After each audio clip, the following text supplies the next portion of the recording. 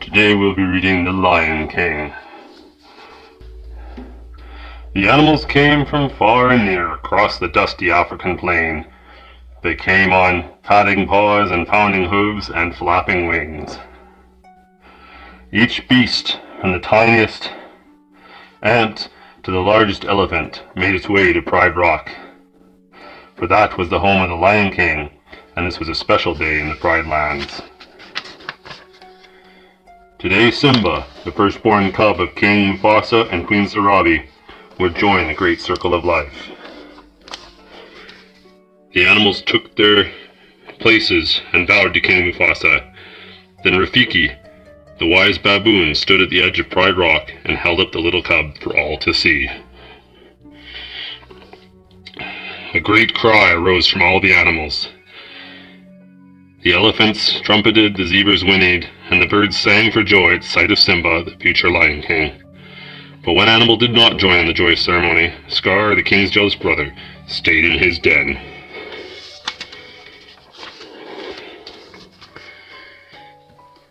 Later, Scar just laughed when the king's advisor, Zazu the Thornbill, criticized him. Then the evil lion popped the bird into his mouth. Scar would have eaten Zazu if Mufasa hadn't come along just in time. Zazu wiped his feathers off and scolded. As the king's brother, you should have been first in line at Simba's ceremony. Scar's green eyes gleamed. I was first in line until the little hairball was born.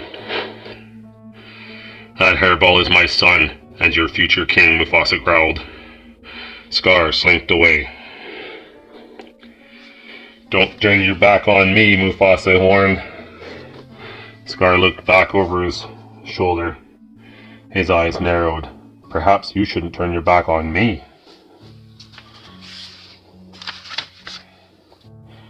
Simba grew quickly. One morning Mufasa took his son to the top of Pride Rock and told him, the circle of life never stops turning, and one day the sun will set on my time as ruler and rise with you as king.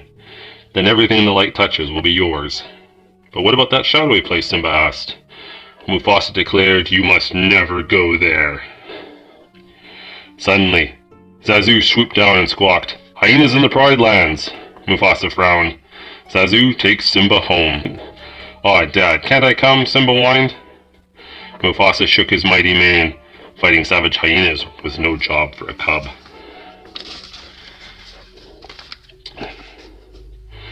Later, Simba asked his uncle Scar about the shadowy place. An evil plan formed in Scar's mind. Only the bravest lions go to the elephant graveyard, Scar told him. He knew the foolish cub would go just to show his bravery.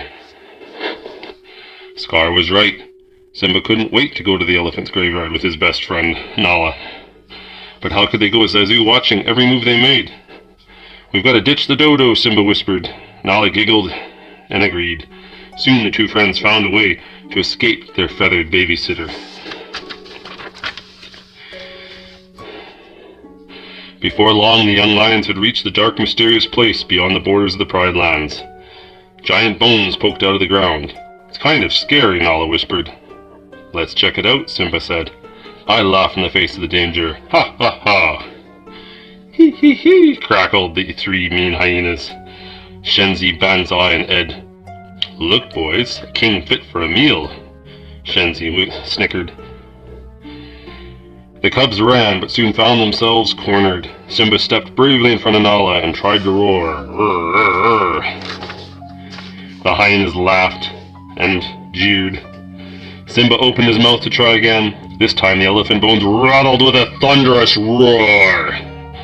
The hyenas were confused, and so was Simba, and two Mufasa sprang into view.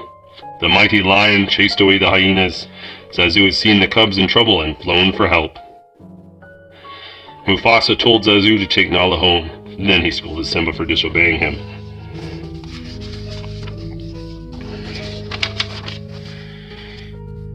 "Oh, Dad, I was just trying to be brave. Like you," Simba explained. Mufasa sighed. "Being brave doesn't mean you go looking for trouble, Simba. A good king is wise as well as brave." Simba suddenly felt very small. "We'll always be together, right, Dad?" Mufasa looked up at the starry sky and said, "The great kings of the past looked down on us from those stars, so whenever you feel alone, just remember that those kings will always be there to guide you, and so will I." Later, Scar met with the hungry hyenas. "I practically gave those cubs to you," he complained. "They weren't exactly alone," Shenzi whined. But Scar had another plan that would allow him to become king. "Stick with me and you'll never go hungry again," he promised. The hyenas danced and cheered.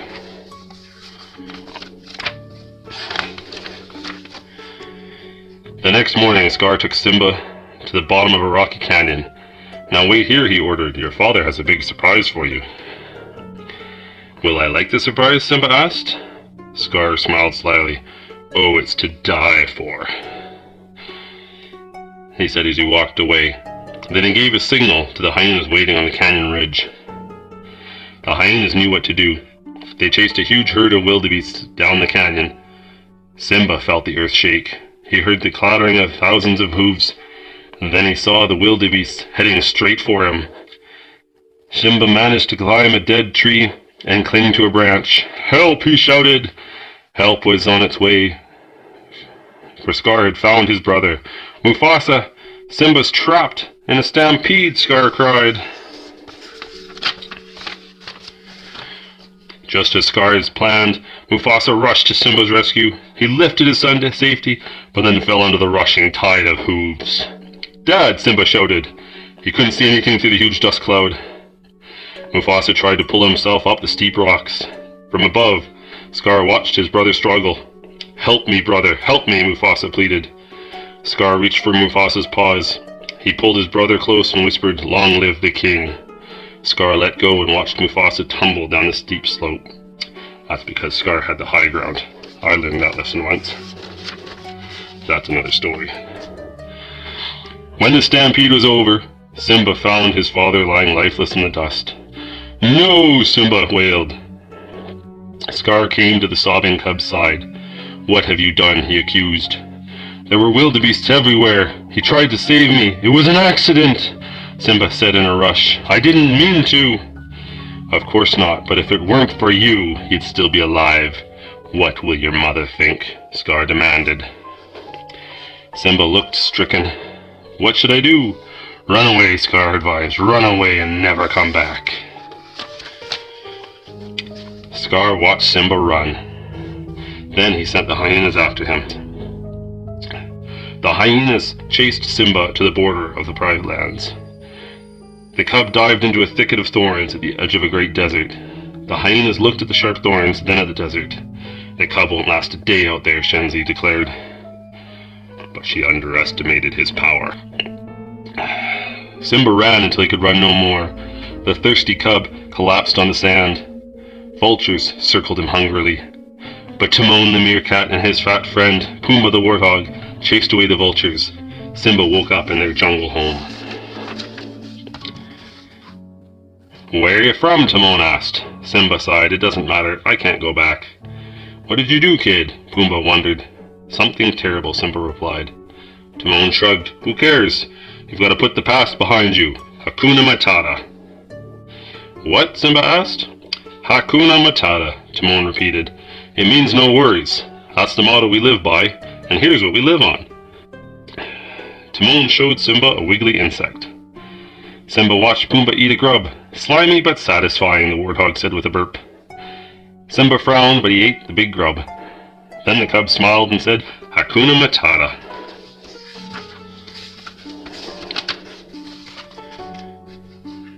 In the months that followed, Simba ate many, many grubs and grew into a full-sized lion. Most of the time he was happy with his friends, Timon and Pumbaa. Yet he missed his mother and often thought of his father. One night, as they gazed up at the stars, Simba remembered what his father had told him. He wondered if the great kings of the past really were looking down from those stars. Simba felt very alone. The next day, Simba heard Timon scream. The young lion raced to the rescue. A hungry lioness was about to pounce on Pumbaa. who was stuck under a log. Timon bravely was trying to protect him. Simba gave a mighty roar and leapt at the lioness. But just as they began to fight, Timon recognized his old friend. "Nala!" he gasped in disbelief. The lioness looked deep into the eyes of the handsome young lion and whispered, "Simba, Scar told us you were dead." Nala told Simba how terrifying things were now that King Scar and his hyenas ruled the Pride Lands. There was no food or water, and many of the animals have fled. "But you can come back and become king. Then everything will be right again," Nala said. "I am no king," Simba said angrily.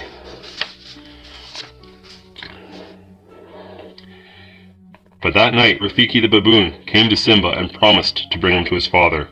When Simba looked up at the stars, he heard a familiar voice. "Simba," his father asked, "have you forgotten me?" Simba gasped, "No, how could I?" "You have forgotten who you are, and so have forgotten me," the ghostly voice continued. Look inside yourself, Simba. You are more than what you have become. You must take your place in the circle of life. It is your destiny." Simba knew his father was right. His friends returned with him to the Pride Lands.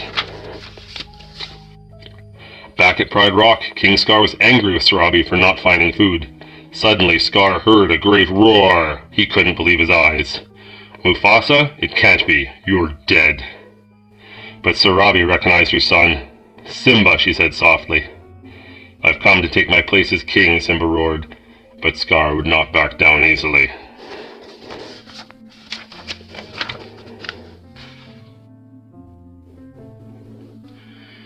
Simba leapt at Scar, but the villain slipped away. Instead, the hyenas rushed at Simba. Pride Rock echoed with their hideous laughter as the hyenas forced Simba to the edge of a cliff. Scar walked up to the exhausted young lion. "Your daddy isn't here to save you this time," Scar taunted. Then he pushed Simba off the cliff. Simba's claws scrambled for a hold on the steep slope. "This looks familiar," Scar sneered. "Oh yes, I remember. It's just the way your father looked before I killed him." It's that high ground again. That's important. Remember that, kids. At last, Simba knew the truth. With a mighty roar, he leapt at Scar. Meanwhile, Timon, Pumbaa, and the lionesses had chased the hyenas off Pride Rock. When Simba sent Scar flying over the cliff, the villain landed in a mob of hungry hyenas. "Hee hee hee," they cackled cruelly. Finally, they had a meal fit for a king, or a king fit for a meal. Simba thanked his friends, then he walked to the top of Pride Rock. His roar echoed through the Pride Lands. The rightful king had taken his throne. The plains were soon lush and green again. The animals returned, and the hunting was good once more. Simba knew that a king must have a queen, and of course he chose the beautiful Nala.